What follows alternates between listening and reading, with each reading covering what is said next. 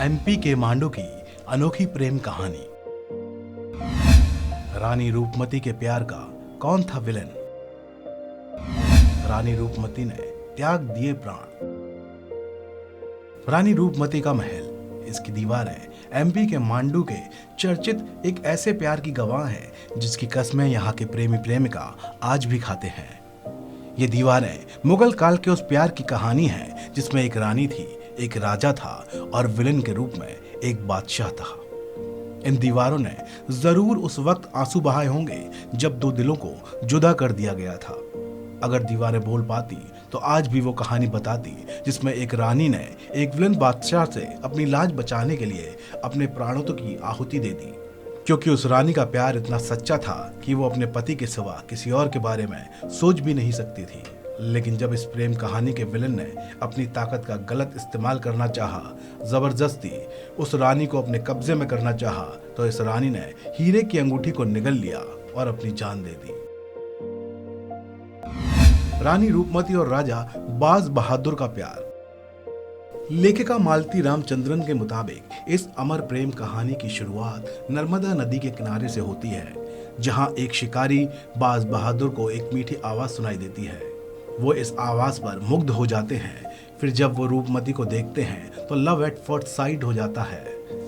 फिर बाज बहादुर उनसे शादी के लिए मन बना लेते हैं। वहीं लोक कथाओं की माने तो जब राज बहादुर ने रूपमती के सामने शादी का प्रस्ताव रखा, जवाब में रूपमती ने एक शर्त रख दी। उन्होंने कहा कि मैं तुम्हारी दुल्हन तभी बनूंगी जब नर्मदा नदी मांडू से गुजरेगी, क्योंकि रानी रूपमती को रीवा यानी नर्मदा नदी से प्यार था। वहीं मांडू काफी ऊंचाइयों पर स्थित था। हालांकि बाज बहादुर ने रूपमती की शर्त पूरी की। उस वक्त से मांडू के झील का नाम रीवा कुंड हो गया था। शर्त पूरी हो जाने के बाद रूपमती ने राजा बाज बहादुर से शादी की। फिर दोनों खुशी खुशी साथ रहने लगे। रानी रूपमती पर फिदा हुआ बादशाह अकबर। रानी रूपमती इतनी खूबसूरत थी कि उसके सौंदर्य की चर्चा दूर दूर तक फैली थी। ये चर्चा मुगल बादशाह अकबर तक पहुंची। बादशाह अकबर रानी रूपमती की सुंदरता के सिर्फ चर्चे सुनकर उन पर फिदा हो गया। अब वो हर हाल में रानी रूपमती को पाना चाहता था। उसकी नापाक चाहत इतनी बढ़ी कि उसने रानी रूपमती को पाने के लिए राजा बाज बहादुर को चिट्ठी तक लिख डाली, जिसमें उसने इच्छा जाहिर की थी कि रानी रूपमती को दिल्ली के दरबार में भेजें। जाहिर है राजा बाज बहादुर गुस्से से आग बबूला हो उठे। गुस्से में उन्होंने भी अकबर की रानी को मांडू भिजवाने का संदेशा भेज दिया। फिर क्या था, अकबर ने मालवा पर हमला करने का आदेश दे दिया। रानी रूपमती के लिए मालवा का युद्ध। रानी रूपमती के प्यार में अंधे हो चुके अकबर ने मालवा पर हमला कर दिया।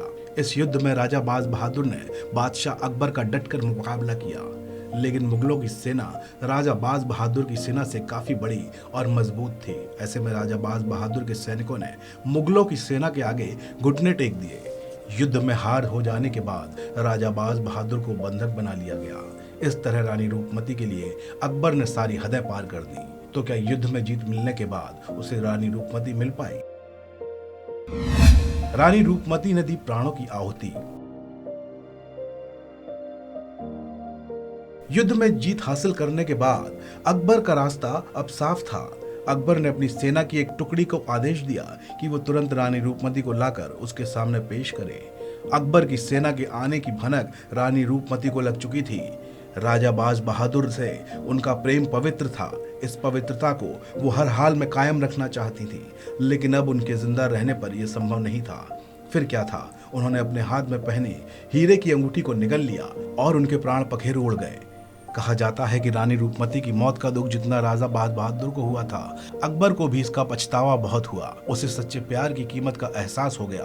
शायद अपने ऊपर लगे इस कलंक को धोने के लिए अकबर ने राजा बाज बहादुर को रिहा कर दिया, जिसके बाद राजा बाज बहादुर ने मांडू की राजधानी सारंगपुर में बने रानी रूपमती की कब्र पर अपना सिर पटक कर जान दे दी।